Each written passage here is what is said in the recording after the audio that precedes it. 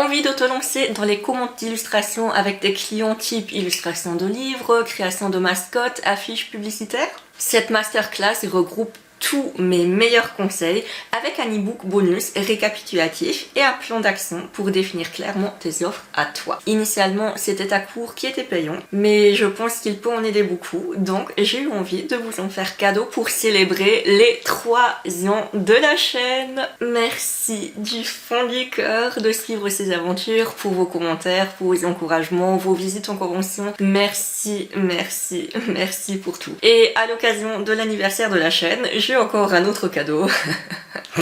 Je refais une petite pause. Bref, si vous avez suivi les aventures sur Insta ou encore la vidéo sur les conventions, 2023 était l'année freelance la plus compliquée de ma vie. Le coup de grâce est arrivé le mois passé suite à une rupture avec mon cher et tendre et ce magnifique nouvel appartement va devoir être remis en vente. Donc, entre les revenus des conventions incertains, le logement incertain et par conséquent tout le reste des plans d'avenir incertains, j'en suis malheureusement arrivée à un stade où malgré ma forte valeur d'éducation et de partage gratuit, je dois les mettre en pause pour reconstruire des offres payantes. Parce qu'il faut bien vivre de quelque chose. Mon but était toujours d'avoir suffisamment de revenus en convention, en boutique en ligne et Patreon pour vous proposer gratuitement des contenus inspirants qui vous aident à aller vers vos propres rêves. Mais bon, en ce moment, on ne va pas se mentir, c'est vraiment compliqué pour moi. Je vais remonter la pente parce que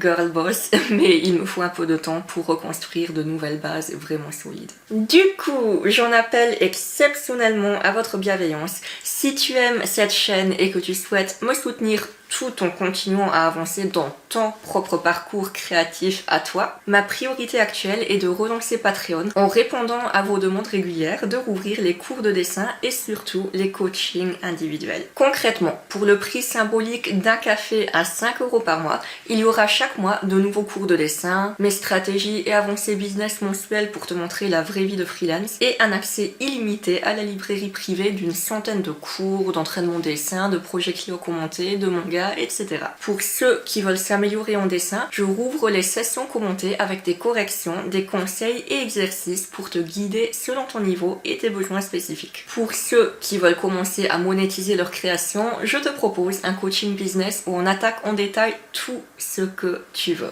Genre gestion de tes premiers stocks de convention, analyse de ton stand, stratégie de réseaux sociaux, négociation de tes tarifs de commission, démarcher tes premiers clients, publier ton premier livre, ou si tu as simplement besoin d'une oreille attentive face à tes doutes, je suis là pour te soutenir à tout moment. Et pour ceux qui veulent simplement me soutenir tout court, il y a aussi l'option où je t'envoie un joli pack cadeau chaque trimestre pour égayer ta boîte à lettres. Patreon m'est infiniment précieux car cela me garantit vraiment un revenu stable pour continuer à vivre de l'art et créer pour et avec vous. J'espère vraiment en refaire un lieu de soutien et d'entraide mutuelle et je serai vraiment ravie de t'y voir et de t'y partager toutes mes expériences pour continuer à t'inspirer à un niveau plus développé. Concernant cette chaîne YouTube, je compte revenir au plus tard en décembre parce que je vous aime vraiment beaucoup, mais il me faut vraiment juste un peu de temps pour relancer les cours Patreon et avoir un peu plus de stabilité financière en fait. Si tu as envie de m'y rejoindre, je t'en serai infiniment reconnaissante et sinon,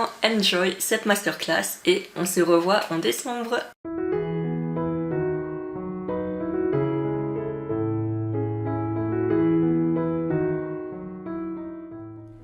La plupart d'entre nous commencent avec de petites commissions pour les particuliers ou, si nous avons de la chance, pour de petites entreprises et des startups. Mais le problème le plus banal auquel nous sommes confrontés au début est simplement comment faire pour démarrer tout court. Tu trouveras une liste pour t'aider dans le workbook et voici quelques conseils pour ces différentes opportunités. Note que tout ce module concerne les petites commandes privées et que les opportunités commerciales avec de plus grosses entreprises seront présentées dans le prochain module. Bref, il y a énormément de types de commissions différentes. Bien qu'il puisse être tentant de tout faire au début, il sera difficile de s'y tenir parce qu'évidemment, on n'a pas les compétences pour tout faire. Alors, commence simplement par faire un brainstorming sur ce que tu peux dessiner et ce que tu veux offrir. En tant qu'amateur, les jeunes artistes commencent souvent par proposer des commandes privées très basiques. Dessiner des portraits d'après photo, des bustes, des corps entiers, avec ou sans arrière-plan, ou même définir s'ils dessinent des personnages et des illustrations complètes, des cartes postales, des chara-design pour des auteurs indépendants. De plus, assure-toi de bien préciser ce que tu ne proposes pas. Es-tu d'accord avec l'idée de potentiellement violer des droits d'auteur avec des fanarts ou bien te concentres-tu uniquement sur des personnages sans arrière-plan? Est-ce que tu dessines du NSFW, des mechas, des furies, en plus des représentations humaines? C'est vraiment toi qui fixes tes propres règles.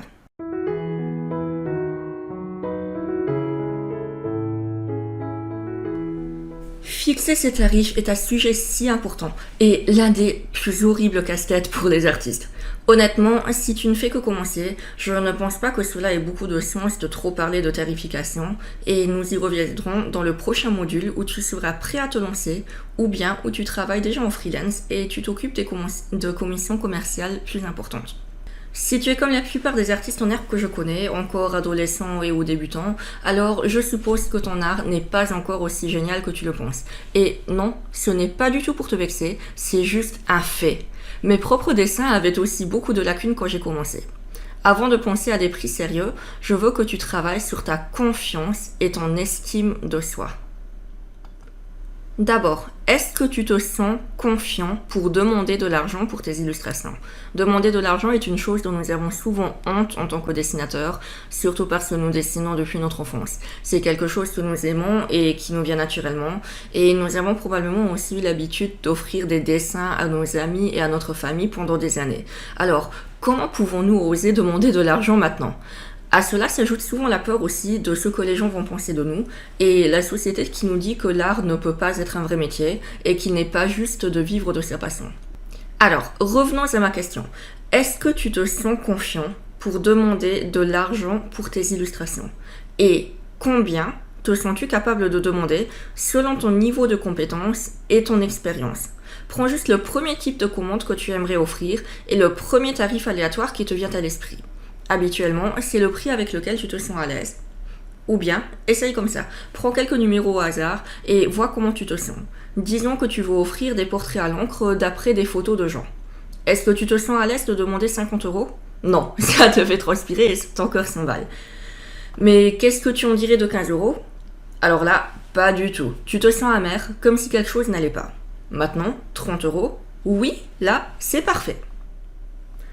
Je suis contre la sous-facturation, mais je pense qu'il est important que tu apprennes à gérer l'argent à ton propre rythme lorsque tu es encore un parfait inconnu, pour que tu sois confiant de facturer les tarifs classiques de l'industrie quand cela comptera vraiment et que tu sais que tu veux faire du dessin quelque chose de plus grand qu'un simple passe-temps. Encore une fois, ne le prends pas mal, mais pour l'instant, tu n'es personne. Et c'est génial parce que ça te donne le temps d'expérimenter, d'essayer différentes choses, de monter en niveau sans que personne ne te juge, avant que tu n'aies les compétences et l'expérience pour être un artiste de renom super badass. Une fois que tu auras atteint ce point, il sera beaucoup plus difficile de changer les choses parce que les gens s'attendent à ce que tu sois et que tu fasses les choses comme ils ont l'habitude de te voir faire. Une de mes premières commandes a été à Logo où j'étais morte de trouille de demander 100 €, sachant que les vrais tarifs de l'industrie sont aux alentours de 1000 €. J'avais 16 ans à l'époque et je n'avais ni le niveau ni l'expérience pour justifier un tel prix. 100 € était vraiment le gros plafond de ce que je me sentais à l'aise de facturer. Et cela a été validé. Grâce à cela, j'ai gagné la confiance nécessaire pour passer à 350 € pour une commission plus importante quelques mois plus tard.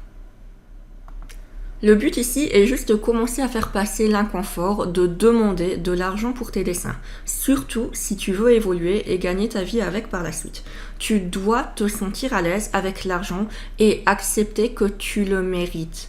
Considère-le comme un échange de valeur. Tu offres ton temps et tes compétences à quelqu'un d'autre, quel que soit ton niveau actuel. Si c'était aussi simple, ils le feraient eux-mêmes. Mais ils savent qu'ils ne peuvent pas le faire et c'est pourquoi ils te demandent à toi. Et c'est pour ça que tu as le droit de demander une compensation. Commence simplement par ce que tu te sens en droit de demander et plus tu feras d'expérience et monteras en niveau, plus ta confiance et les prix augmenteront en même temps. Pour te donner quelques indications, je te recommande simplement de taper fiche de commission ou commission sheet sur Google. Tu trouveras beaucoup d'artistes en herbe offrant des options ou des prix similaires pour des petites commandes privées. Regarde s'il y a quelque chose que tu aimerais faire et si les prix te semblent corrects pour commencer.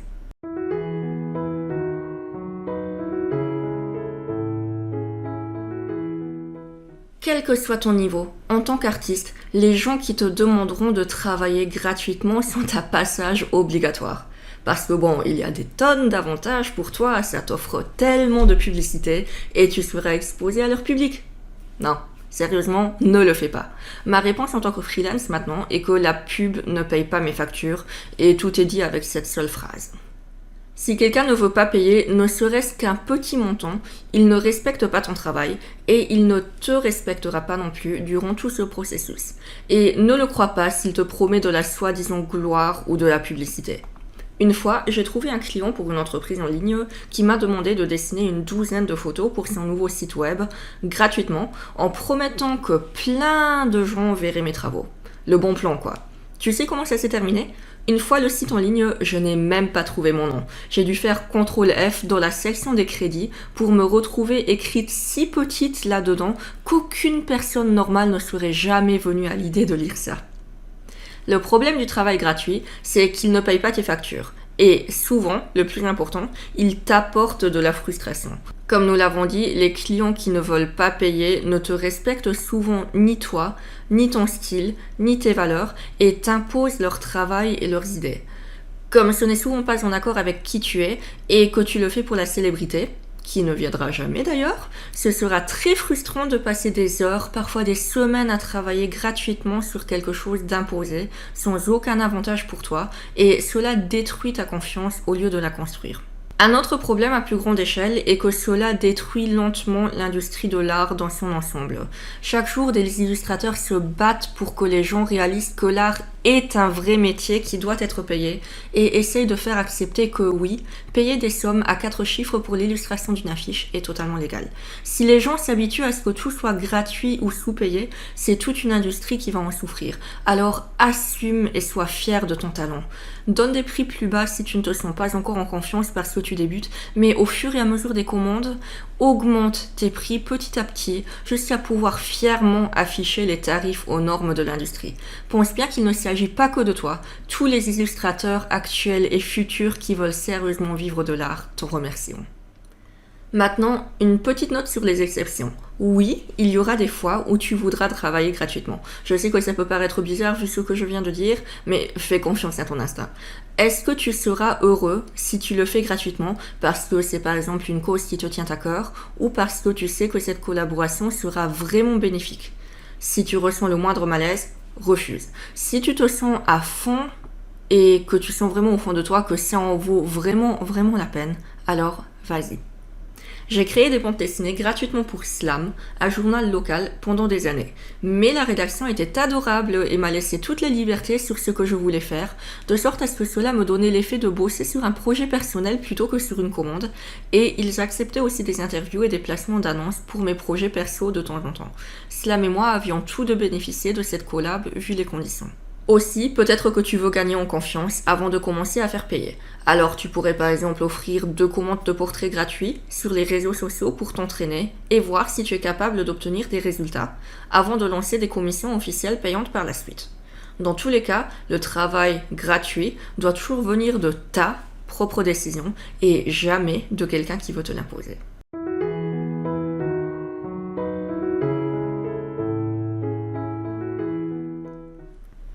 Maintenant, la deuxième grande question quand on débute.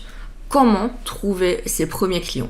Le moyen le plus simple pour beaucoup d'artistes en herbe est de commencer par mettre en ligne des fiches de commission avec des exemples sur les réseaux sociaux. Les plateformes classiques sont toujours Instagram, Facebook, Twitter, DeviantArt. Note qu'Instagram peut t'aider avec les hashtags, tandis que Facebook et DeviantArt ont des groupes spécifiques où tu peux partager tes travaux et faire la promotion de tes services. Une autre plateforme utile que je recommande vivement, c'est Ko-fi. Si tu ne connais pas encore, je présente en détail toutes ces caractéristiques dans ma vidéo YouTube comparaison Patreon versus Ko-fi. De base, le site permet aux artistes d'accepter des dons, mais ce qui nous intéresse ici, c'est la fonction commission, où tu peux présenter tes services et les détailler comme des feuilles de commission. Tu peux demander des informations concernant les revendications du client, limiter le nombre de commandes que tu peux prendre à la fois, et tous les créateurs qui proposent des commissions peuvent être consultés dans la section dédiée de la page d'accueil de Ko-fi. Note que Ko-fi prend une commission de 5% sur ta vente ou bien 0% si tu souscris à leur abonnement Gold à 6€ par mois.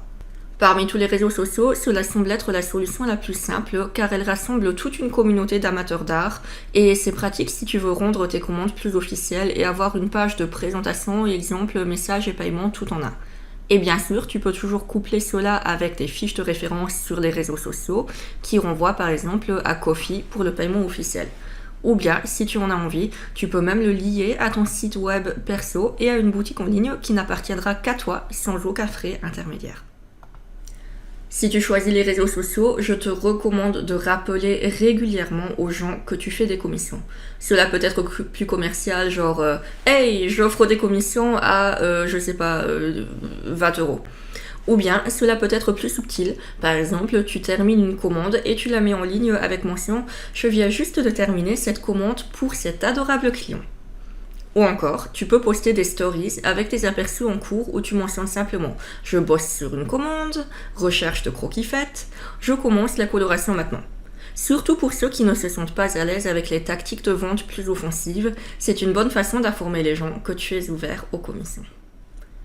Maintenant, ça marche en ligne, mais selon tes dessins, ton style et ton public, parfois tu es juste noyé dans la foule de tant d'artistes différents. Mon propre mode d'emploi business, que ce soit pour des conventions, des cours, des commandes, a toujours été de me montrer en public de façon locale. Crois-moi, il y a beaucoup de gens dans ta ville et tout autour pour bien faire démarrer ton activité. Je n'insisterai jamais assez sur l'importance des events en direct et des conventions, car cela te permet de 1. Te faire remarquer par les gens et 2. D'entrer en contact direct avec tes clients potentiels qui peuvent te parler en personne et se faire une idée si le courant passe pour une éventuelle collaboration. Il y a eu tellement de fois où des gens sont venus à mon stand par hasard en me disant « Waouh, tu es illustratrice et tu vis ici, j'imagine trop un dessin de ma petite amie pour Noël dans ton style, ce serait tellement unique ». Ou bien encore, je cherche quelqu'un pour illustrer des histoires depuis des années. Voire encore, oh, je voulais engager un graphiste pour mon nouveau flyer, mais il serait bien plus beau avec de belles illustrations. Dans tous les cas, tous les commerçants te diront la même chose. Il est beaucoup plus facile de garder les clients qui ont déjà acheté une fois chez toi que d'en attirer de nouveaux. Tu connais peut-être la loi de Pareto, la règle des 80-20. En principe, 80% de tes revenus proviendront de 20% de tes clients les plus fidèles. Tu peux appliquer cela à beaucoup d'autres aspects, mais on va se concentrer ici sur nos clients. Si cela te semble irréel, crois-moi, c'est tout à fait réaliste. Décomposons le processus de prévente pour illustrer cela. Donc, au début, tu vas attirer de nouveaux clients, mais il y a tellement de gens différents avec des intérêts différents. Comment peuvent-ils te trouver ? En salon et convention ? En ligne, dans lequel cas sont-ils sur TikTok en tant que jeune génération ou plutôt sur Facebook en tant que personne d'âge moyen? Où est-ce que tu fais de la pub? Attirer de nouveaux clients est le plus difficile car tu ne sais pas du tout d'où ils viendront. Et s'ils te trouvent, est-ce qu'ils aimeront vraiment ton travail et seront prêts à acheter chez toi ou devront-ils te suivre sur les réseaux sociaux pendant un certain temps pour s'assurer qu'ils aiment vraiment ce que tu fais avant d'ouvrir leur portefeuille? En revanche, quelqu'un qui t'a déjà acheté une fois sera plus enclin à t'acheter 2 fois et encore et encore. Investir une première fois en toi signifie que les clients ont reconnu ta valeur et qu'ils te font confiance et qu'ils sont familiers avec ton univers et ton style. Et cela approfondit déjà votre relation d'une certaine façon. Si tu réussis à livrer exactement ou plus que ce qu'ils attendaient, ils t'aimeront pour toujours. Bon, plus sérieusement, ils apprécieront ton professionnalisme et ton excellent travail, ce qui leur donnera probablement envie de partager leurs belles commissions avec leurs amis, alors assure-toi de leur demander de te taguer s'ils postent en ligne, et ils seront heureux de te recommander à d'autres personnes qui pourraient vouloir un type de commission similaire, ou bien même te commissionner eux-mêmes une nouvelle fois un de ces 4. En gros, si tu veux faire bouger les choses et arrêter de chercher constamment de nouvelles personnes, eh bien, laisse tes fans t'aider.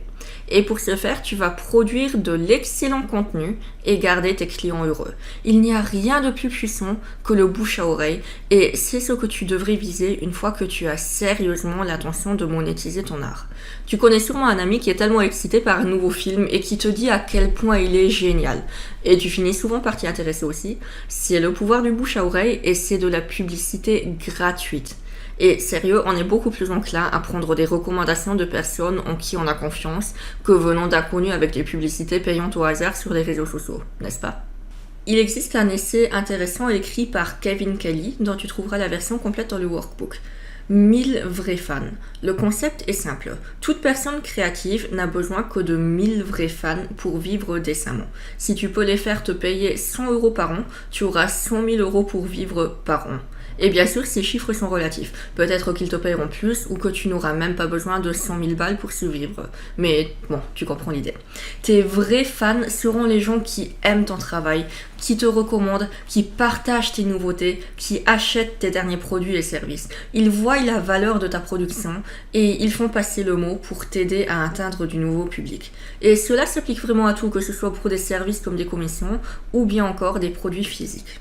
Chouchoute tes clients, reste en contact avec eux si tu as eu une expérience positive. Parfois, un simple message pour de bons vœux pendant la période des fêtes est un beau geste qui dit à tes clients que tu te souviens encore d'eux et que tu les considères toujours comme des personnes plutôt que comme des portefeuilles temporaires. Et quand tu restes dans leur mémoire, parfois ils repensent à certains projets ou à des amis qu'ils peuvent te recommander. Après, bien sûr, tout le monde ne sera pas toujours heureux avec toi. Il y aura des clients qui apprécieront ton travail, qui prennent juste la commande, sont heureux et tu n'entendras plus jamais parler d'eux. Mais il y aura toujours ceux avec qui tu pourras établir des relations amicales, alors prends soin de votre relation. Et tu verras que lentement, on commencera à parler de toi.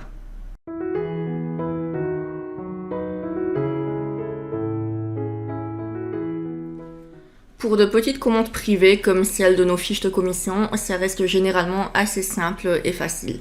Les gens demandent généralement des portraits d'eux-mêmes ou de leurs proches, des personnages de fandom qu'ils aiment, ou bien te donnent des indications générales et tu es libre de créer comme tu le souhaites.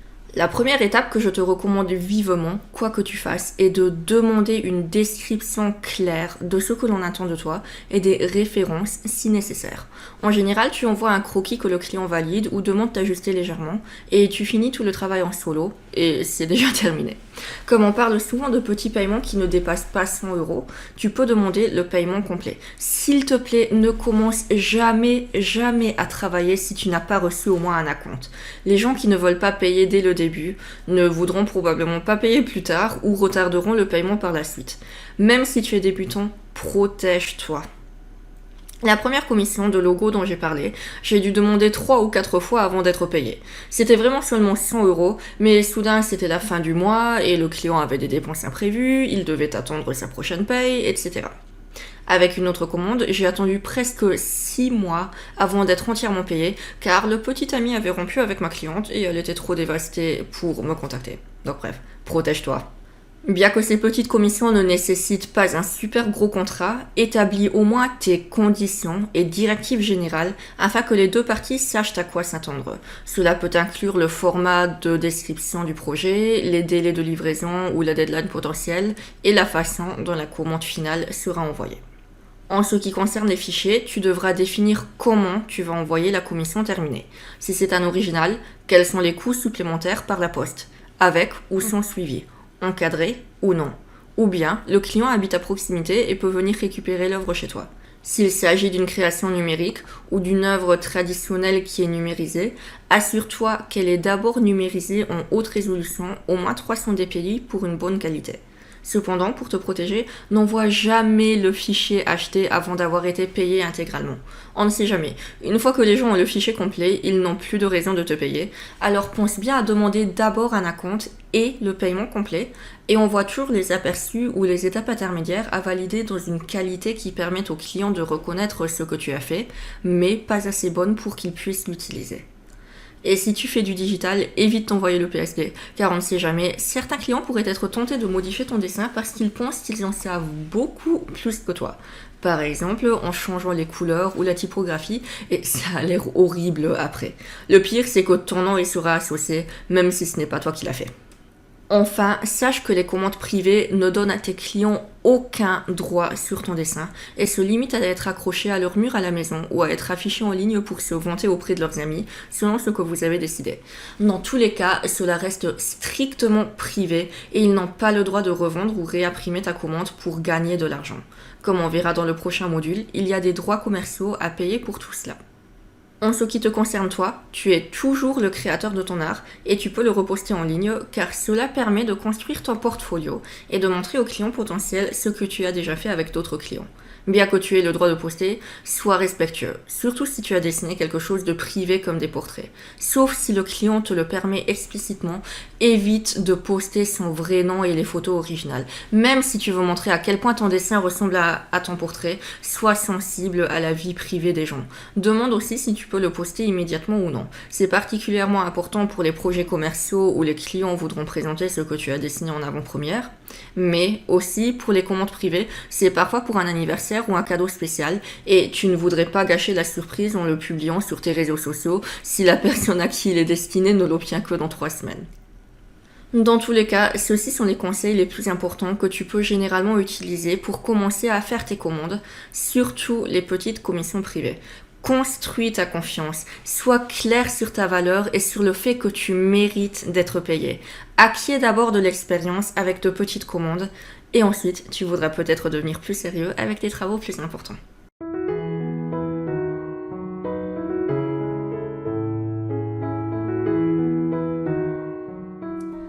Donc, tu as décidé de devenir sérieux avec les commissions, tu es prêt à t'attaquer à de plus gros projets et peut-être même à envisager de travailler en freelance dans un futur proche. Félicitations! Dans ce module, on va passer au niveau supérieur avec tes commissions plus importantes. Et note que cela ne signifie pas nécessairement travailler avec de grandes entreprises et marques. Cela peut aussi s'appliquer aux particuliers, mais à plus grande échelle, comme illustrer un livre entier, ou bien aux propriétaires de petites entreprises qui débutent et qui ont besoin d'un travail artistique pour faire leur pub.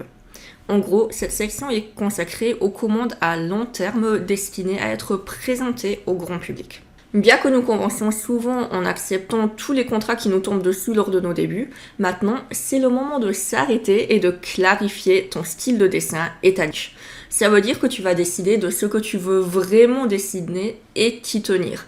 Et ça s'accompagne aussi du fait que tu vas refuser les clients qui ne correspondent pas à tes besoins. Je sais que ça peut faire flipper de refuser des clients, surtout si tu n'es pas encore bien établi à tes débuts et que tu as besoin d'argent, mais sérieusement, c'est la meilleure chose que tu puisses faire pour ta carrière à long terme. Un mentor artiste très avisé a complètement changé ma vision du monde quand j'étais en burn-out et que je détestais les commandes.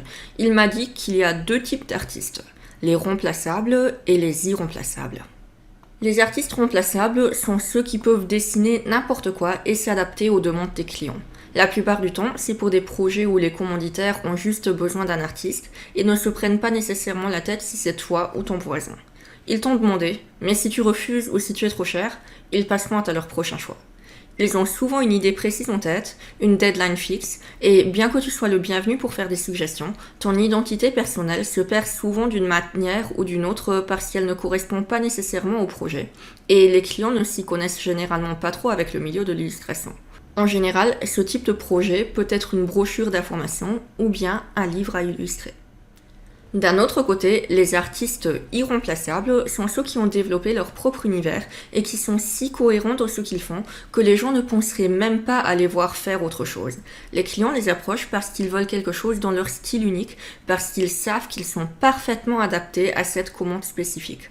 En général, ces clients sont plus familiers avec ton style et tes valeurs et connaissent mieux l'industrie du dessin. Comme c'est toi ou rien, ils sont aussi beaucoup plus enclins à faire des concessions concernant les délais, à te donner une liberté artistique et à respecter ton style et tes choix. Comme ils savent comment fonctionne l'art, ils sont bien conscients que plus ils te donnent de liberté, plus le projet sera amusant pour toi et meilleur sera le résultat pour eux. En gros, ça te donne quasiment l'impression de créer un projet perso bien amusant, sans contrainte. Pour illustrer les deux, disons qu'il y a un nouveau jeu de RPG super badass avec de jolies filles de fantasy qui a besoin d'une affiche publicitaire. Des artistes parfaitement adaptés pourraient être Sakimi-chan ou Velop, qui sont tous les deux des artistes irremplaçables dans cette niche spécifique. Pas n'importe quel artiste ferait l'affaire. Maintenant, pour te donner un contre-exemple réel, notre université du Luxembourg a demandé à quelques artistes d'illustrer des bandes dessinées expliquant la science facilement aux gens normaux. Voici quelques planches de différentes histoires. Sérieusement, est-ce que c'est vraiment important de savoir qui a dessiné ça et faut-il avoir un style de dessin défini pour cela? Non, tu t'adaptes et n'importe qui peut le faire et être remplacé par un autre artiste. Mais est-ce que tu verrais Saki Michan dessiner une telle BD? Encore une fois, certainement pas, car son univers fantastique est si bien défini que lui demander de dessiner une chose aussi aléatoire serait limite une insulte à tout l'univers qu'elle a construit. Ce que je veux pour toi quand je te dis de te focaliser sur une niche et de refuser des clients, c'est de te faire entrer dans la catégorie des artistes irremplaçables où tu peux t'en tenir à ton style, à tes valeurs et être respecté pour ce que tu fais. Et ne te méprends pas, la plupart des artistes commencent dans la catégorie des remplaçables, surtout quand personne ne te guide et que tu veux juste survivre. C'est tout à fait normal et il n'y a rien de mal à cela. Ou bien, si tu préfères, tu peux aussi donner un autre nom à cette catégorie.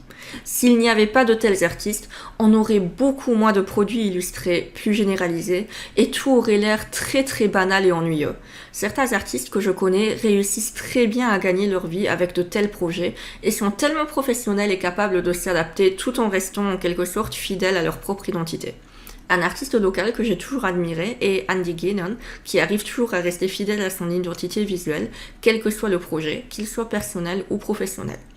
Mais si tu as de plus grands objectifs et que tu meurs d'envie de te lancer dans une industrie spécifique, alors spécialise-toi dans une niche.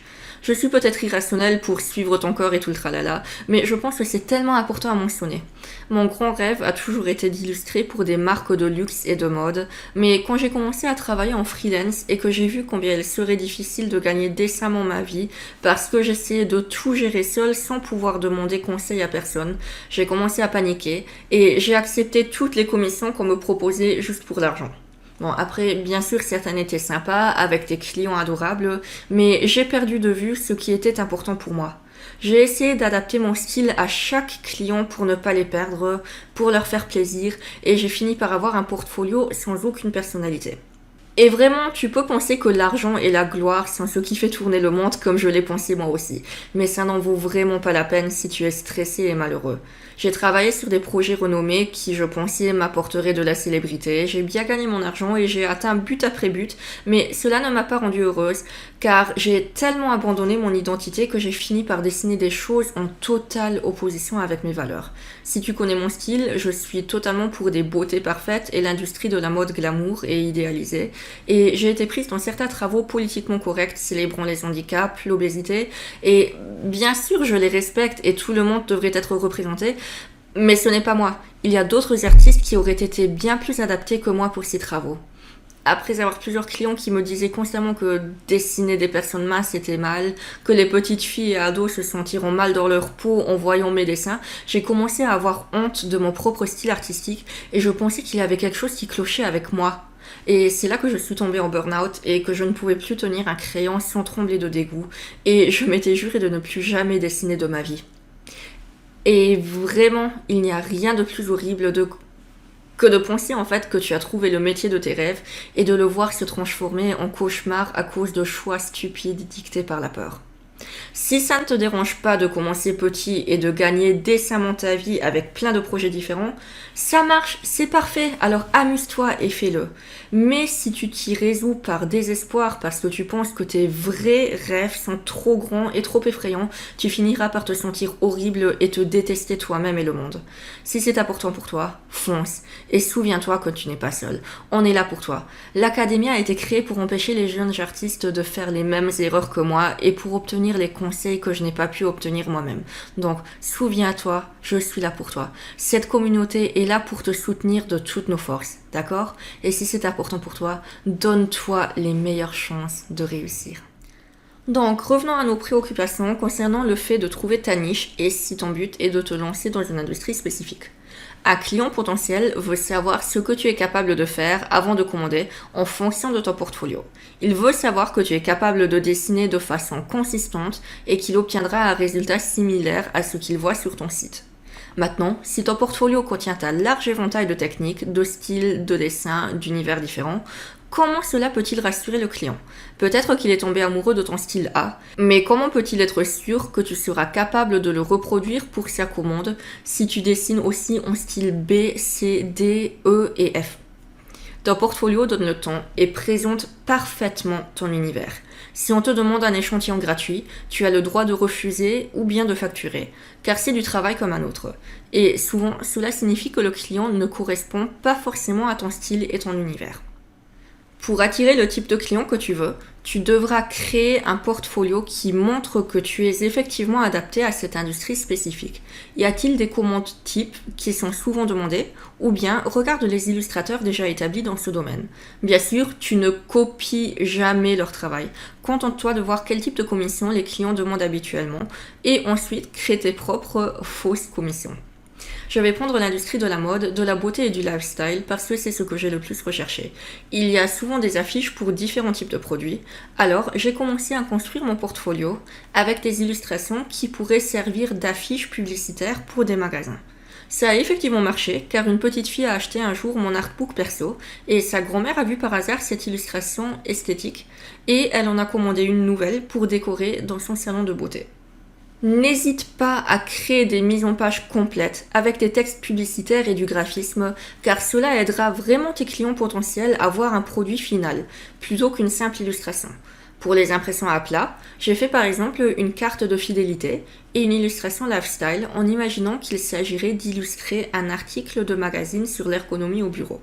Si tu es plus intéressé par l'emballage, à tout prix fais des maquettes. Visualiser un objet 3D est beaucoup plus difficile pour certaines personnes, alors aide-les. Ici, j'ai fait par exemple une boîte de vernis à ongles et un emballage de thé. Cela change totalement d'une simple illustration à plat et les gens peuvent beaucoup mieux s'imaginer à quoi ressembleront d'autres illustrations de ce style sur un produit, même s'il n'y a qu'une seule maquette. Pour les causes perdues en design, j'ai utilisé Fiverr pour environ 8$ par maquette, il me semble. C'est en gros un site web où beaucoup de gens offrent leurs services pour une base de 5$. Et je crois qu'il y a aussi un équivalent français qui s'appelle 5€ ou un truc comme ça. Notez d'ailleurs que mes dessins étaient beaucoup trop incohérents à l'époque, mais c'est les exemples les plus élaborés que j'avais. Si je devais refaire mon portfolio, tu serais dans ce style-là au lieu de changer constamment. Mais bon, tu comprends l'idée. Et oui, mettre en place des maquettes et des faux projets, c'est normal et valable tant que tu n'utilises pas le nom d'une vraie marque. Au début, tu n'as pas beaucoup de travail à présenter aux clients, donc tes projets perso feront l'affaire et ça montre vraiment aux clients potentiels ce que tu peux faire et où se trouvent tes intérêts et ton expertise. Et bien sûr, plus tu recevras de commandes, plus tu pourras remplacer les faux projets par les vrais au fur et à mesure, bien qu'il soit toujours bon de montrer un mélange de projets pro et perso pour que les clients comprennent mieux qui tu es et où se situent tes intérêts.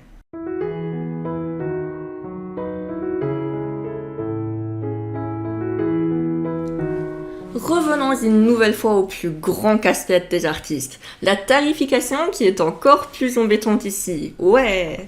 Lorsque tu t'attaques à des commissions plus importantes, tu auras des tarifs plus élevés en conséquence. Et plus tu as de l'expérience, meilleurs seront tes résultats et plus tes clients seront exigeants. Plus tu pourras faire facturer.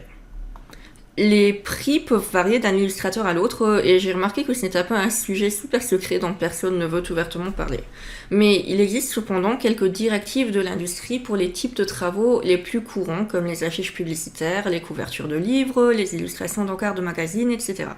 Un livre de référence en anglais est, ce titre que je déteste, le Graphic Artists Guild Handbook of Pricing and Ethical Guidelines, qui contient beaucoup d'informations sur les différentes industries, des exemples de contrats et un aperçu de presque tous les prix auxquels tu peux penser. Pour les francophones, il y a le groupe Facebook « Au secours, j'ai un devis à faire ». Beaucoup de freelance partagent régulièrement leurs projets et demandent des conseils. Par rapport aux petites illustrations toutes faciles du module 1, on parle ici de calculs beaucoup plus complexes. Pour établir leurs honoraires, la plupart des freelance définissent un tarif horaire ou journalier. Je n'entrerai pas dans les détails avec des calculs compliqués parce que c'est un gros bordel, mais je mettrai les liens vers toutes les pages et livres utiles que j'ai trouvés dans le workbook. Et tu trouveras aussi beaucoup de variations en cherchant simplement sur Google calculer le tarif horaire d'un freelance. Une ligne directrice générale fixée comme strict minimum en France et Belgique est de 300 € par jour pour un débutant. Encore une fois, plus tu as d'expérience et de compétences, plus le prix est élevé. Et vraiment, ne panique pas si ce chiffre te semble scandaleux au début. Il est assez petit en fait. Une fois que tu auras commencé à gagner ta vie avec l'art, tu devras prendre en considération plusieurs éléments qui, en fin de compte, définissent tes prix. Premièrement, tu dois payer tes cotisations sociales légales de freelance et t'occuper de tout ce qu'un employeur couvrirait habituellement. Assurance, santé, pension, impôts. Ajoute à cela ton environnement de travail. As-tu des licences Adobe ou bien de dessin, des fournitures artistiques, un espace de travail loué? Deuxièmement, même si tu es génial, tu ne travailleras jamais tous les jours. Et si tu le fais, ce sera souvent du travail gratuit. En règle générale, un travailleur indépendant peut s'attendre à avoir un tiers de l'année avec un travail réellement rémunéré, les 2 tiers restants étant des tâches gratuites pour faire fonctionner ton entreprise, de l'administration, améliorer tes compétences en dessin, mettre à jour tes réseaux sociaux, attirer et entretenir des clients. Troisièmement, en plus de ça, tu devras simplement gagner ta vie et payer tes frais quotidiens comme le logement, la nourriture, la voiture, le téléphone, l'électricité. Quatrièmement, et enfin, c'est tellement important que tu te considères comme un business. Je connais beaucoup d'artistes qui détestent ce concept parce que le dessin est quelque chose que nous aimons et que nous voulons être libres de faire quand on veut et comme on le veut. Mais si tu veux garder cette liberté de faire ce que tu aimes, tu ferais mieux de faire des bénéfices pour vivre avec un minimum de confort. Imagine, tu as travaillé si dur sur de belles illustrations pendant plusieurs années et tu es maintenant prêt à imprimer l'artbook dont tu as toujours rêvé. Et puis, tu réalises que tu n'as pas d'argent pour financer ce projet parce que tu survis à peine dans ton minuscule lieu de travail, chambre, cuisine, appartement d'une pièce, en mangeant des nouilles instantanées depuis tout un mois parce que tu as dépensé tes dernières économies pour réparer ton précieux ordinateur.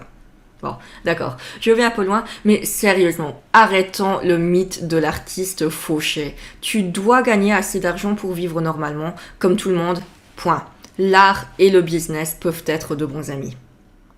Pour te donner une idée générale, prenons comme base ces 300 € par jour et nous avons un tiers de travail rémunéré mensuel, donc 10 jours rémunérés complets par mois. Ça nous fait un revenu mensuel de 3 000 €. Maintenant, je vais juste prendre le niveau de vie au Luxembourg. On va déduire 25% de cotisation obligatoire de travailleurs indépendants, donc moins 750 €. Tu loues aussi un appartement, tu as des factures d'électricité, de voiture, de téléphone et d'autres trucs courants de la vie, disons un total de 1500 €. Et je te dis, au Luxembourg, c'est vraiment très petit et t'es vraiment dans un appartement d'une pièce, quoi. Et ensuite, tu réduis les courses au minimum car tu vis seul, disons 250 € par mois. Que reste-t-il de tes 3000 balles? 500 € pour gagner ta vie, gérer les éventuelles urgences et réinvestir dans ton entreprise. En fin de compte, ta base de prix journalière à 300 € n'est pas si élevée que ça maintenant, n'est-ce pas? Une fois que tu as défini ton salaire journalier, cela peut être beaucoup plus utile pour établir tes devis. Bien sûr, tu peux passer à des tarifs horaires si tu préfères. Disons 300 € divisé par 8 heures de travail est égal à 37,50 € par heure. Perso, je trouve beaucoup plus facile de travailler avec des blocs journaliers quand c'est pour des projets plus importants qui prennent de toute façon plus de temps. Mais en fin de compte, c'est à toi de décider, alors vois ce qui te semble le plus facile. Par exemple, de mon côté, je pourrais définir une matinée entière pour une première réunion avec le client, mettre en place différents designs et trouver des idées.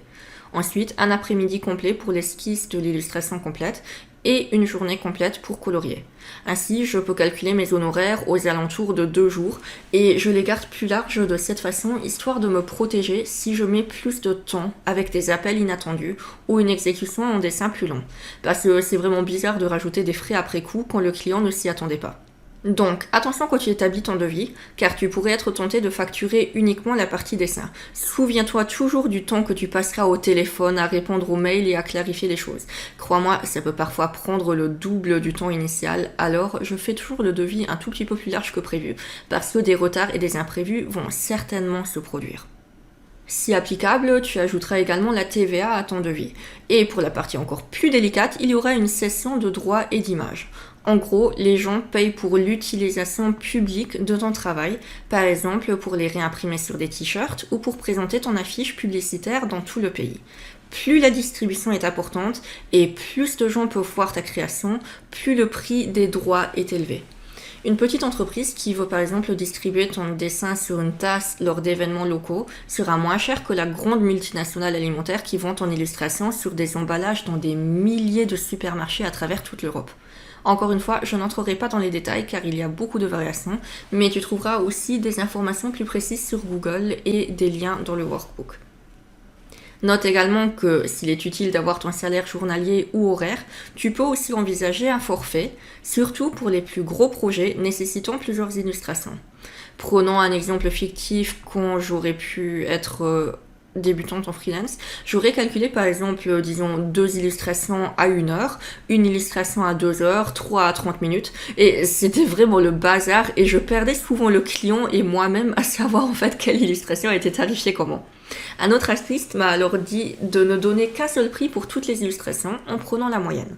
Donc, si tu sais qu'en moyenne, une illustration te prend 1 heure, utilise ce tarif pour chaque illustration de ce projet.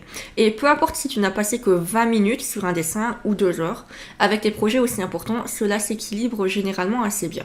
Je te recommande aussi d'indiquer clairement ce prix à l'unité, plutôt qu'un gros tarif unique si tu as besoin de dessiner différentes illustrations, car il arrive parfois que le client annonce ou retire l'une ou l'autre illustration.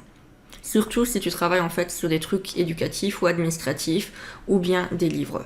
Cela t'évitera de devoir justifier pourquoi tu dois mettre à jour ton devis au cas où les chiffres changent et le client sait exactement dès le début que tout rajout ou toute modification seront facturés. Aussi bon à mentionner, certains clients annoncent déjà leur budget dès le départ. Certains ne sont pas négociables, par exemple des magazines qui ont des tarifs fixes pour chaque illustrateur qu'ils engagent. D'autres peuvent être négociables, donc à toi de voir. Ce prix te semble-t-il équitable et l'acceptes-tu? Ou bien est-ce que tu négocies vers le haut parce que ton travail en vaut vraiment la peine? Ou alors, tu t'adaptes au budget du client et tu lui offres des créations rétrogradées en fonction de ce prix. Et non, pas en rétrogradant la qualité, mais les détails. Disons que le client veut des portraits en couleur détaillée, mais son budget serait plus adapté à des portraits ancrés en noir et blanc uniquement. Enfin, en ce qui concerne le prix, parce que c'est un sujet qui est tellement vaste, fais attention à la surfacturation et à la sous-facturation. Surtout au début, on est souvent incapable d'évaluer objectivement notre travail. Si tu sous-charges et que le client sait que c'est une très bonne affaire par rapport aux standards de l'industrie, il se passe quelque chose d'étrange. Le client commence à repousser tes limites parce qu'il te regarde inconsciemment de haut, parce qu'il a le sentiment que tu ne te respectes pas en te vendant pour si peu. Et c'est normal, c'est juste la nature humaine. Quant à toi, si tu sais que tu es payé moins que ce que tu vaux, mais que tu as peur de demander, tu seras plus frustré par ce projet, donc potentiellement tu n'y investiras pas la qualité et la motivation que tu devrais y mettre, et cela diminuera ta confiance, ce qui peut se transformer en un cercle vicieux où tu te sentiras encore moins à l'aise pour demander l'argent que tu mérites de façon légitime lors de tes prochaines négociations. L'inverse est également vrai. Si tu fais trop payer, tes clients pourraient se sentir arnaqués et poser la question redoutée. Pourquoi c'est tellement cher? Si tu fais un devis au feeling et que tu ne peux pas justifier ce prix au moins à un minimum, genre salaire minimum tel prix, matériel et taxes, cession de droit, alors tu es dans une mauvaise passe. Et crois-moi, tu ne veux pas te retrouver dans ces situations. Que ce soit le moment où tu annonces ton prix pour un mois entier de travail et où le client rit en te disant que c'est ce qu'il gagne en une seule matinée, ou bien l'horrible coup de téléphone où tu ne peux pas répondre à la question de savoir pourquoi tes prix sont calculés comme ça. Ce sont des histoires vraies et ça fait mal.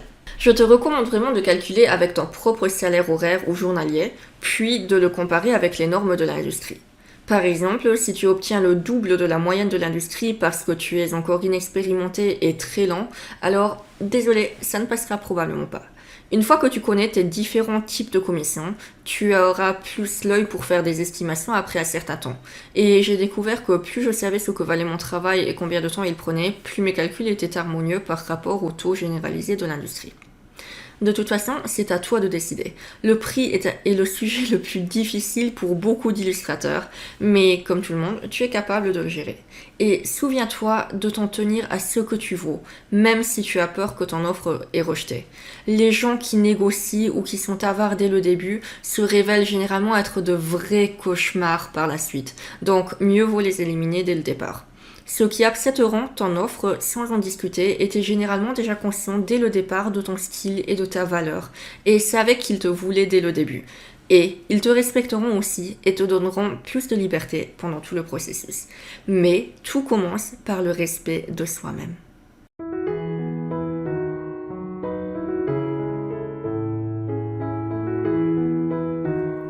Quand on parle de projets plus importants, il est crucial de mettre en place des contrats pour se protéger au cas où quelque chose tournerait mal. Il faut toujours inclure des directives claires sur les conditions du projet qui peuvent inclure.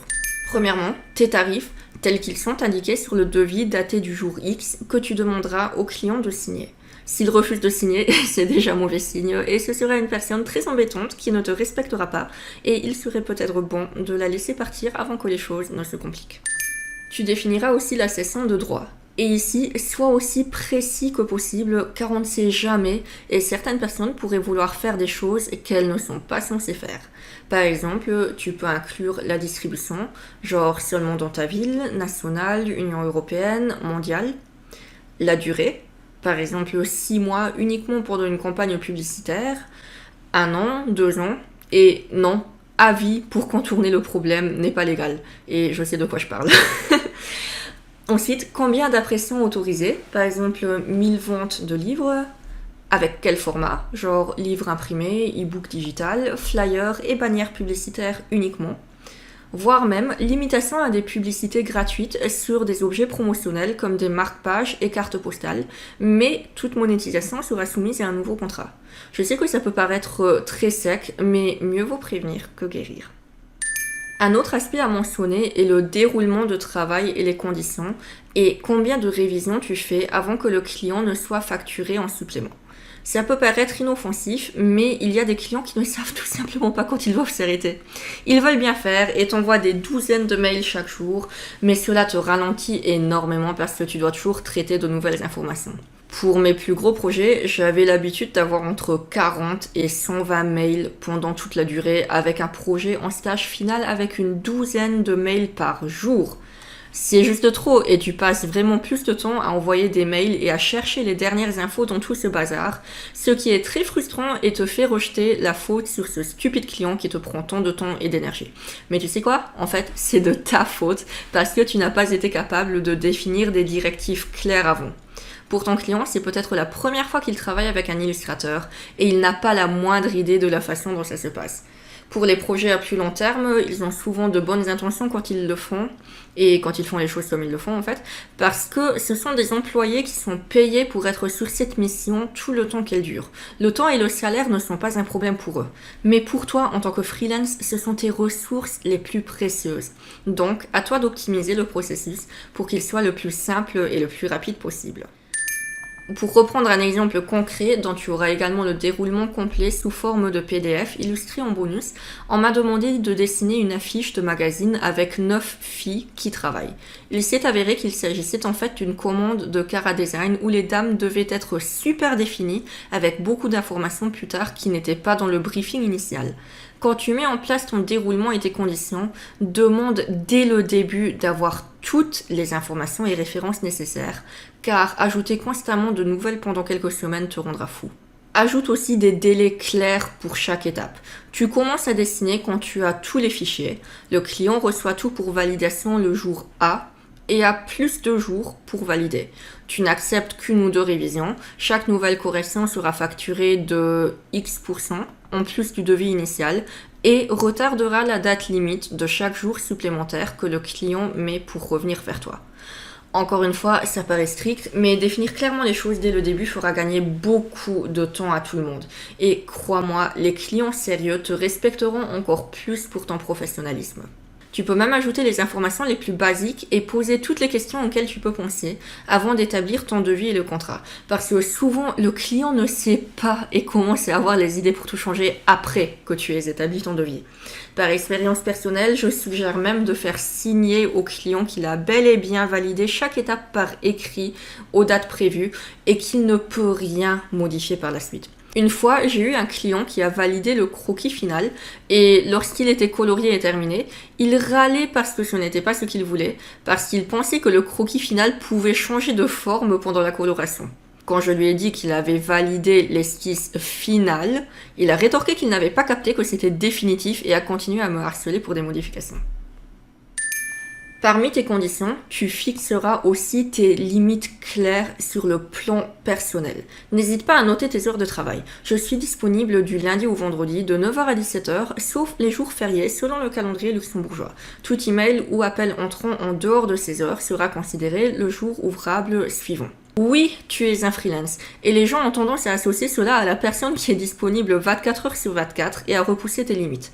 Si tu n'as pas envie de travailler le soir pour les projets des clients parce que c'est ton temps en famille ou le temps de dessin pour tes projets perso, c'est ton droit. Tu as le droit d'avoir une vie même si tu es indépendant.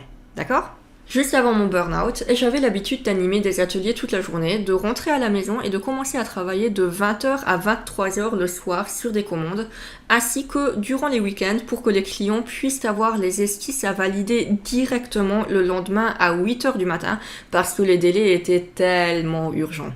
Devine quoi ? Il m'arrivait d'attendre 2 à 3 jours avant d'obtenir une réponse et ça me mettait tellement sur les nerfs parce qu'après, c'était encore moi qui travaillais tard le soir pour compenser le retard du client qui souhaitait tout de même respecter la date butoir initiale. Pour ta santé mentale, s'il te plaît, fixe tes limites dès le début dans le contrat.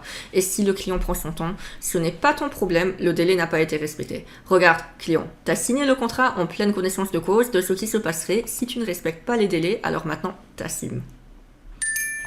Une autre partie à incorporer dans ton contrat est de définir ton rôle et quand il se termine. Tu es illustrateur, donc ta mission consiste logiquement à mettre sur papier les idées du client, à illustrer la meilleure et à envoyer le fichier. Mission accomplie. En fonction de tes compétences, par exemple s'il s'agit d'un flyer avec des textes pour un particulier ou une petite entreprise, tu peux aussi proposer de faire la mise en page graphique. Mais si tu ne te sens pas à l'aise, ne le fais pas. Dis au client dès le début que ton expertise réside dans l'illustration et que son graphiste devra prendre le relais par la suite. Définis clairement. Tu illustres et une fois le fichier livré, ton travail est terminé. Il y a eu cette fois où j'ai illustré la fiche publicitaire d'un client et où j'ai demandé les textes pour savoir combien d'espace et quel motif je devais dessiner en conséquence. Comme il n'y avait que quelques lignes, j'ai proposé de finaliser la page pour qu'elle soit prête à être imprimée parce que j'étais tellement gentille. Au final, le client a changé le texte tellement de fois et pour des choses tellement bêtes comme la liste des produits qui n'était pas en ordre alphabétique. Et comment j'ai pu ne pas penser à changer quelque chose d'aussi évident ? Genre, j'ai fait du copier-coller comme c'était dans ton document Word, et maintenant c'est de ma faute si je n'arrive pas à lire dans tes pensées. Et oui, d'après ces sous-entendus, ce client me blâmait vraiment de ne pas pouvoir lire dans ses pensées. Il a aussi eu le culot de m'appeler sur le téléphone privé de mes parents le soir pour me demander comment télécharger le fichier WeTransfer, puis une demi-heure plus tard, encore une fois, parce qu'il ne savait pas comment l'envoyer à l'imprimerie, en me promettant de me rappeler s'il rencontrait un problème pour que je puisse aussi m'occuper de l'imprimerie. Je veux bien aider, mais dans ce cas, j'ai été traitée comme secrétaire personnel plus d'1 semaine après l'envoi du fichier et il ne voulait pas comprendre que mon travail était terminé. Ironiquement, une fois que je lui ai clairement dit après quelques appels sans aucun rapport de me laisser tranquille, je n'ai plus jamais eu de nouvelles de ce client et je ne sais même pas s'il a aimé le projet au final ou non. Pour toutes ces raisons, je te conseille vivement de ne surtout pas négliger ton contrat. Même si cela semble basique et stupide et que tu te sens comme une petite diva autoritaire avec tous tes termes et conditions, ça n'a pas d'importance. Ton bien-être et ta santé mentale en dépendent, littéralement. Et peut-être que ça te semble exagéré ou que tu as peur de demander autant, mais souviens-toi, si tu ne te respectes pas d'abord, le client ne te respectera pas non plus. La pire chose que tu puisses faire est de ne pas oser fixer tes limites dans une relation. Alors s'il te plaît, promets-moi que tu te protégeras. Je ne l'ai pas fait pendant des années et je l'ai appris à la dure avec le burn-out. Ça a vraiment été la pire période de ma vie où je me suis sentie tellement en colère contre le monde entier. Je détestais mes clients, je détestais ce don de pouvoir dessiner, je détestais ce travail, je me détestais moi-même et ça a pris du temps à guérir. Je ne suis pas encore complètement prête à attaquer à nouveau de plus gros projets pour le moment. Et tout cela est arrivé parce que j'avais peur et que je ne me respectais pas. Ta santé et ton bonheur de continuer ce travail pendant longtemps sont tellement plus importants que ce que les gens vont penser d'un contrat. Alors, sois ferme et ça profitera à tout le monde, à toi et à tes clients sérieux.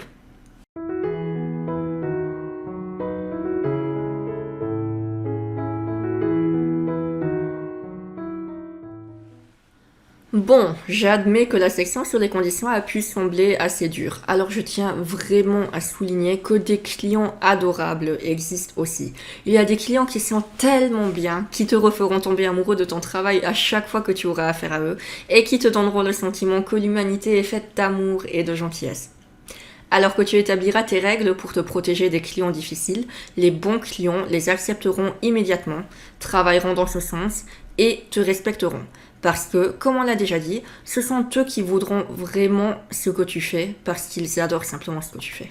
Quand tu t'attaques à une commission, peux-tu la considérer comme une collaboration mutuellement bénéfique au lieu d'un pur travail alimentaire pour l'argent? Avec chaque nouveau projet, tu apprends et tu développes tes compétences. Il y a tellement d'opportunités pour grandir et tu peux apprendre tellement de tes clients. Quand je pense à mes clients les plus agréables, je reviens toujours à Claude Pfeiffer, un auteur de science-fiction pour qui je crée des designs de personnages depuis des années. On s'est rencontrés à une époque où je ne dessinais que de jolies madames et il m'a complètement sorti de ma zone de confort avec tant de personnages différents, des vieux, des jeunes, des sportifs, etc. Et il m'envoie toujours tout sur un plateau d'argent. Une description pour chaque personnage et des photos de référence sélectionnées après des heures de recherche sur Google pour m'aider à les visualiser au mieux, tout en me laissant une totale liberté sur les détails et mon emploi du temps. C'était amusant et cela m'a permis d'améliorer mes compétences pour les projets à venir, tant personnels que professionnels. Alors, pense-y la prochaine fois que tu as une commande. Quelles sont les possibilités d'apprentissage qui s'offrent à toi ? Bien sûr, bénéfice mutuel signifie aussi que le client en profite.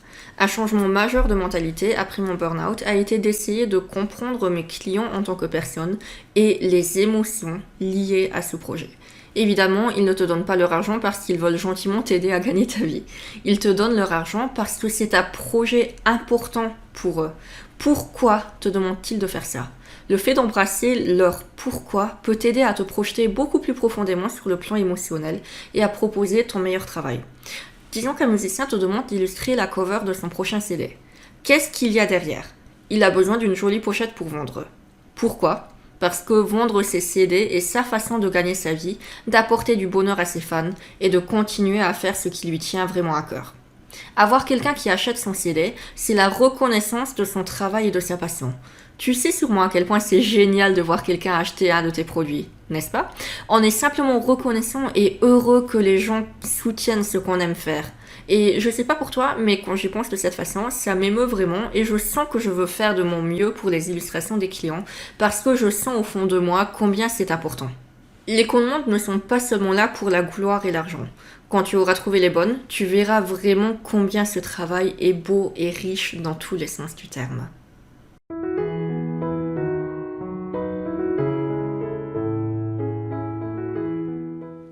Si les contrats, tarifs et négociations te semblent encore un peu effrayants ou totalement chiants, et que tu as une idée très claire de la niche dans laquelle tu veux te spécialiser, mais que tu ne sais pas comment tu peux atteindre les clients que tu veux en étant débutant, tu pourrais envisager de te faire représenter par une agence artistique.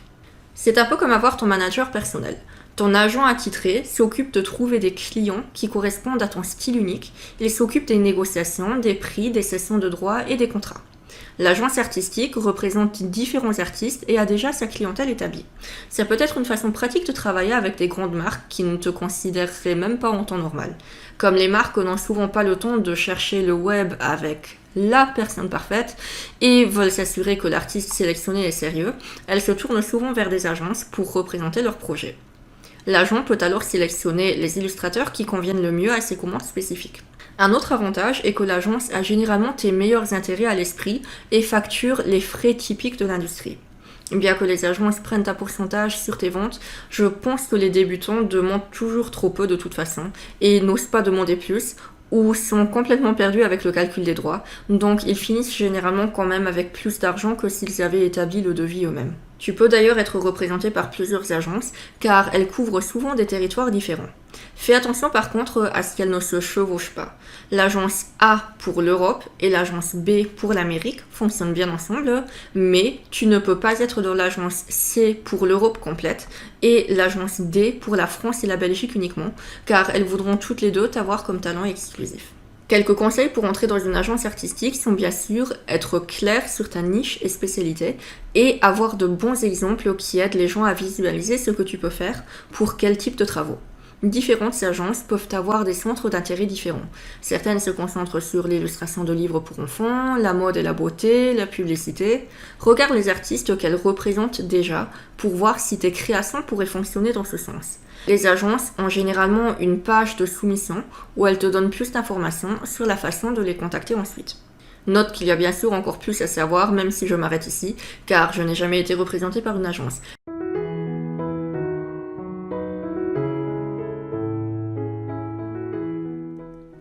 La chose la plus effrayante qu'un client puisse te dire au début est probablement « ton devis est trop cher ». Et souvent, ce n'est même pas le cas et tu es en phase, voire même en dessous des tarifs recommandés de l'industrie. Si ça se produit, ne baisse pas ton prix, sauf si tu rétrogrades aussi ton service comme on l'a vu auparavant. Voici quelques conseils pour gérer cette situation. Un artiste plus expérimenté m'a appris à demander au client si ce projet était gratuit et que l'argent n'était pas un problème. Est-ce que la solution que je propose correspond exactement à tes besoins ? Si la réponse est non, alors tu peux discuter de la façon dont tu pourrais la changer et peut-être revoir le résultat à la baisse en fonction du budget du client. Ou alors, laisse-le partir car tu ne lui corresponds pas. Souviens-toi qu'il est tout à fait normal de refuser des clients qui ne correspondent pas à ton style, à tes intérêts ou à ta valeur, car cela ouvre la voie à d'autres clients qui seront plus en accord avec toi. Si la réponse est oui, alors fais réaliser la valeur que ce travail apporte. Quand on parle des clients privés ou des petites entreprises, les tarifs restent toujours dans la mesure du possible. Les gens trouvent toujours un moyen d'acheter des choses qui sont importantes pour eux et les dépenses sont relatives. Par exemple, prends un adolescent qui attend avec impatience ce nouveau jeu vidéo. Même s'il est finalement plus cher que prévu, c'est un bon investissement et il est prêt à en payer le prix. Maintenant, prends ce livre de 10 € que l'adolescent doit acheter pour son cours de littérature alors qu'il déteste lire. Alors qu'il déteste lire. Eh bien, même ces 10 € sont trop chers et il sera réticent à l'idée de payer parce qu'il n'en voit simplement pas la valeur. Et ce sera la même chose pour tes clients. Alors aide-les à comprendre pourquoi ils font ce projet et quel investissement ils peuvent en tirer. Disons que tu dessines une couverture de livre pour 500 € et le client vendra le livre à 20 €. Combien de livres doit-il vendre pour récupérer cet investissement ? Eh bien, seulement 25. Et ça, c'est tout à fait gérable, n'est-ce pas ? Et avec une couverture unique magnifiquement illustrée, les chances que les lecteurs potentiels le remarquent ne sont-elles pas encore plus grandes ? Car beaucoup d'auteurs autopubliés bricolent leur couverture avec des photos de stock aléatoires que tout le monde peut utiliser sur Internet. Fais voir au client comment ton art lui serait bénéfique et le prix sera généralement accepté beaucoup plus facilement. Pour les clients très têtus, quelqu'un dans un forum d'entrepreneurs a un jour posté une conversation qui pourrait aller dans ce sens pour un graphiste. Le client dit « 2000 €, c'est beaucoup trop cher. Je paierai au maximum 500 € pour ce logo, ça ne doit pas être si difficile à faire. » Et le graphiste répond « Eh bien, fais-le toi-même. » « Ouais, mais comment ? » Eh bien, si tu veux avoir un joli logo, commence par faire un brainstorming d'idées. Je peux te recommander un bon livre qui analyse les meilleurs et les pires logos du monde pour comprendre ce qui fait un bon logo. Et est-ce que tu as pensé aux couleurs pour les émotions que ta marque véhiculera ? Fais attention car ton logo pourra être imprimé en noir et blanc et en très petite taille sur du papier à lettres par tes clients et doit encore être reconnaissable. De plus, est-ce qu'il comprend du texte ? Tu sais que toutes les typographies ne sont pas libres d'utilisation et que tu dois payer la licence, n'est-ce pas ? Et d'ailleurs, est-ce que tu as une tablette graphique et Photoshop ou un autre programme pour vectoriser tes créations? Cela rend les choses tellement plus faciles. Et le client soupire et dit « Ça va, j'ai compris, je te paye tes 2 000 €. » Souviens-toi que tu ne fais pas payer seulement pour un simple dessin. Tu fais payer pour des années de pratique et d'expérience, pour toutes les études d'art que tu as peut-être investies pour améliorer tes compétences, pour tes fournitures artistiques et tes licences de logiciels. Si les gens pensent que c'est si facile, propose-leur de le faire eux-mêmes et dis-leur tout ce qui est inclus. S'ils t'ont demandé au départ de travailler sur ce projet, c'est parce qu'ils sont bien conscients que c'est une compétence qu'ils ne possèdent pas. Au fond, ils savent qu'ils ont besoin d'une solution, mais ils ne sont juste pas toujours prêts à en payer le prix. Alors, fais-leur comprendre pourquoi et comment tes services peuvent leur être utiles. Dernière chose à faire quand ta client te dit que tu es trop cher, c'est de lui poser cette question. À quoi me comparez-vous ? Souvent, les gens ont une idée approximative de ce qu'ils veulent payer ou pensent qu'ils devraient payer en fonction de leur propre expérience et de leurs propres normes, mais ce n'est pas nécessairement réaliste. Tu ne peux pas comparer tes services artistiques en termes d'argent avec les services que tu payes à ta femme de ménage ou à la consultation de ton médecin ou autre. Mais parfois, les clients ont tendance à faire cela parce que c'est un service et ils ne connaissent pas l'industrie. C'est à toi de les éduquer et de leur faire voir la valeur et l'investissement qu'ils retireront de ton travail. S'ils sont vraiment sérieux à ce sujet, ils comprendront et accepteront volontiers ton offre.